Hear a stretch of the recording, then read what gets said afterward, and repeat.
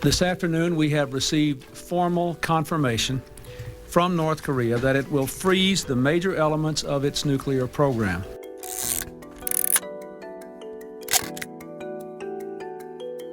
South Korea, with support from Japan and other nations, will bear most of the cost of providing North Korea with fuel to make up for the nuclear energy it is losing.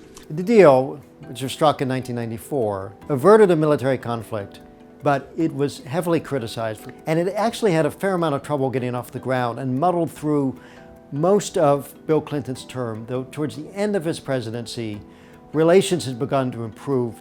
It's been a night of first giving it to Al Gore, then taking it away on the part of the networks. George Walker Bush, the new president of the United States. States like these and their terrorist allies constitute an axis of evil.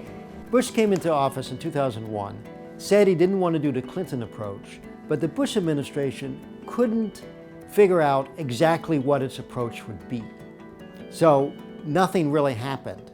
And that was the point when U.S. intelligence discovered pretty firm evidence that indicated that North Korea was actually cheating on the agreement. The Bush administration used this intelligence to confront the North Koreans and to say they were going to punish them by ending the supply of fuel oil. The North Koreans said, you end the fuel oil, you've ended the agreement. They kicked out the inspectors and they removed the plutonium.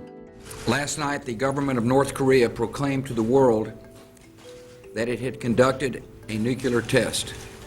Bush suddenly wanted to make a deal, and he empowered his negotiators to begin negotiating directly with the North Koreans in a desperate effort to get North Korea to give up its nuclear weapons. And North Korea essentially pocketed all those concessions and kept making nuclear weapons. The Obama people said they were not going to make the same mistake. Unfortunately, for the next 8 years, the talks never really got started. Pyongyang's latest missile test rattling its neighbors, Japan on Monday, saying the launch shows a step forward in North Korea's weapons program. The conundrum that the Trump administration faces is that North Korea is a nuclear weapon state.